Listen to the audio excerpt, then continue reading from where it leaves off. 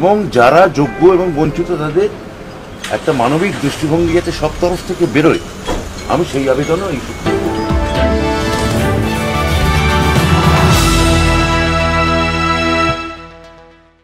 SSC দুর্নীতি নিয়ে উতাল পাতাল রাজ্য রাজনীতি থেকে বাংলার সাধারণ মানুষ। সুপ্রিম কোর্টের সর্বোচ্চ রায়ে পুরো বাতিল 2016 প্যানেল। অযোগ্যদের পাশাপাশি যোগ্যদেরও বরখাস্ত করা হয়েছে চাকরি থেকে। কান্নায় ভেঙে পড়েছেন চাকরিহারারা।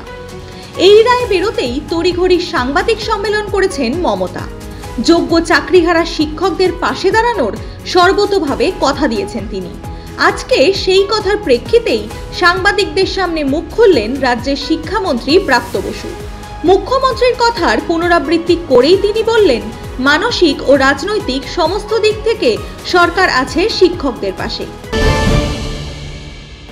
আমরা মুখ্যমন্ত্রী যা বলেছেন সেই অনুযায়ী সর্বতোভাবে আমরা বঞ্চিত এবং যোগ্য যারা আছেন তাদের পাশে আমরা সর্বতোভাবে থাকব, মানবিকভাবে থাকব, রাজনৈতিকভাবেও থাকব।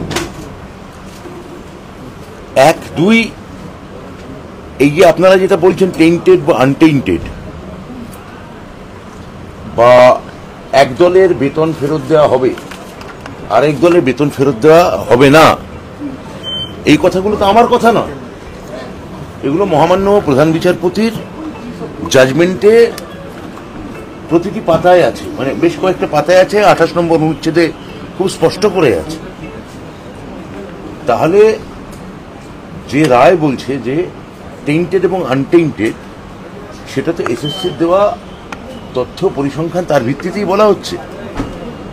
তাহলে আপনারা যেটা বলছেন যে যোগ্য বা অযোগ্য এসএসসি ভাগ করতে পারেনি তা নয়, হয়তো বলতে পারেন তাতে কোর্ট সম্পূর্ণত কোর্ট সেটা বলেওছেন মাননীয় যে তারা সন্তুষ্ট হচ্ছেন না, কিন্তু যোগ্য অযোগ্যের একটা ভাগাভাগি নিশ্চিতভাবে প্রধান বিচারপতি রায়ের পর আমরা বুঝতে পারছি।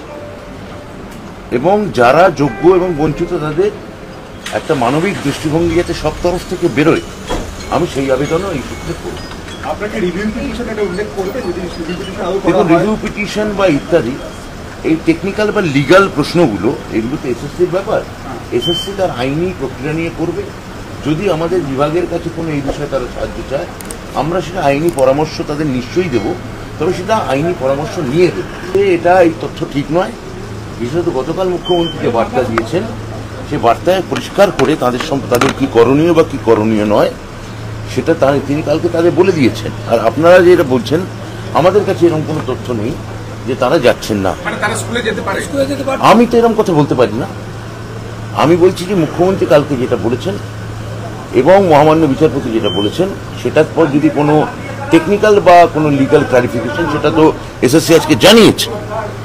তো এসএসসি জানিয়েছে যে তারা মহামান্য প্রধান বিচারপতি সুপ্রিম কোর্টের কাছে তার একটা লিগাল ক্লারিফিকেশন চাইবে।